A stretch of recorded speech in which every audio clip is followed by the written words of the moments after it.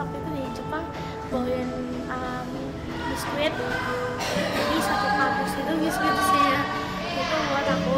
Itu Jani semua sifatnya nggak bisa aku lupain dari Jani karena sahabat aku yang terbaik untuk lama-lamanya dan nggak ada yang bisa gantiin itu.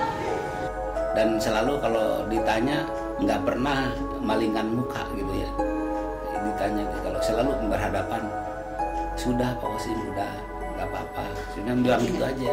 Saya ingat itu aja. Anjani ini adalah profil yang panutan atau contoh buat kita semuanya, baik saya sebagai orang dewasa maupun teman-temannya di kelasnya.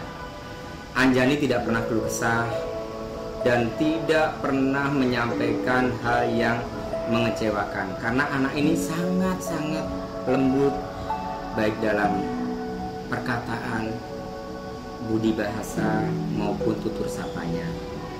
Inilah yang menjadi kesedihan kita semuanya. Keluarga besar SDA Rahman Motif telah kehilangan anak yang terbaik di lingkungan SDA Rahman Motif.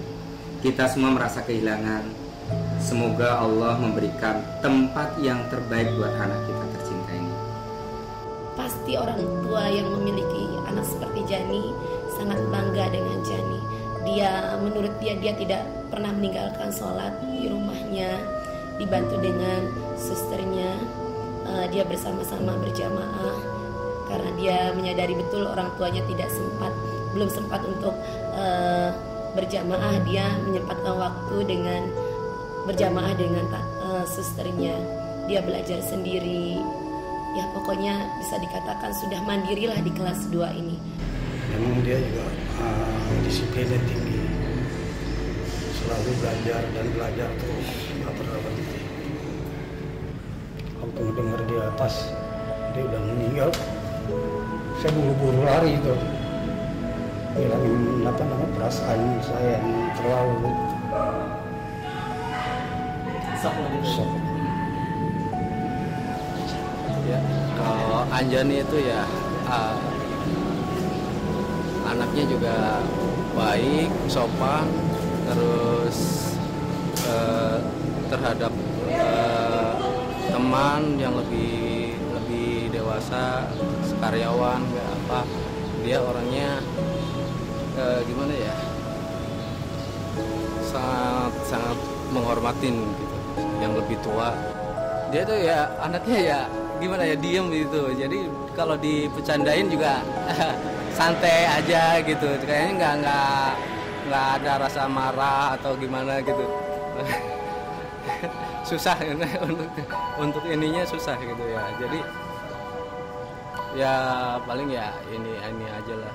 Dia sih nggak banyak ini sih. Anjani itu nggak banyak bicara.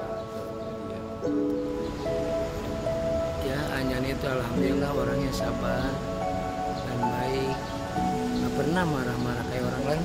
Misalnya kita mau dibukain pintu, dia bilang nggak boleh Papu, kalau mau dibawain tasnya dari atas, kadang-kadang nggak usah deh, biarin saya aja, cuma gitu.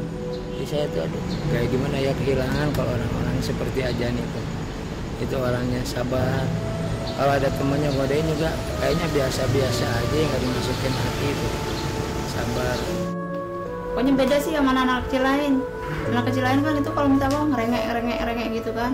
Kalau dia sih mendingan kasih orang yang nggak mampu daripada buat mewah-mewah. Selain dia pintar di bidang matematika, Anjani juga termasuk yang disukai oleh teman-temannya. Karena dia anak yang memang ceria dan juga bisa bergaul dengan teman-temannya, bisa memahami teman-temannya. Sehingga pada saat teman-temannya kesulitan, dia juga bisa membantu teman-temannya. Sehingga pada saat Anjani pun mengalami kesulitan, teman-temannya pun dengan gampang, dengan tanpa ini langsung membantu Anjani untuk menyelesaikan permasalahannya. Dia tuh orangnya nggak pernah ngeluh sakit, nggak pernah ngeluh capek. Cuma dia semangat antara sekolah sama ekstrakurikuler di luar itu semangat banget.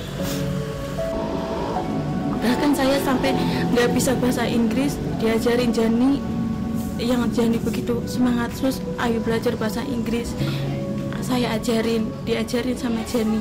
Saya nggak bisa renang pun Jani ajarin bagaimana caranya supaya bisa renang, terus begini perutnya dikempesin.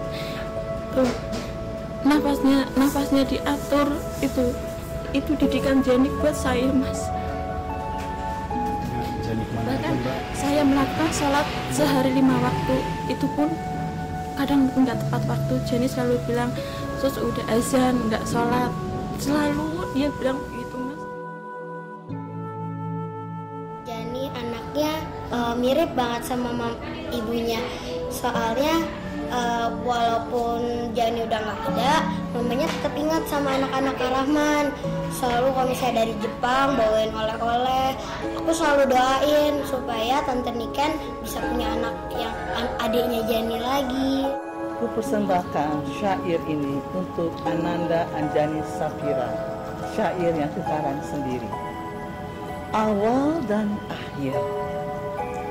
Awal kehidupan makhluk di dunia ini, akhir kehidupan makhluk di dunia ini adalah yang menjalin segala kisah kasih sepanjang masa. Manusia, sadarkah engkau manusia, bila engkau telah mengawali suatu masa, suatu waktu engkau akan mengakhiri masa tersebut. Bila engkau mengawali suatu masa kesedihan, suatu waktu kesedihan akan berakhir, muncul kebahagiaan dan kegembiraan. Tapi bila engkau mengawali suatu masa kebahagiaan, suatu waktu kebahagiaan itu pun akan berakhir, bisa pula dengan kesedihan. Tetapi bila engkau sadar sesadar-sadarnya sejak awal, itu akan berakhir. Itu adalah suatu awal yang terindah dan bahagia. Mudah-mudahan akan diakhiri pula dengan suatu yang indah, bahagia, dan indah.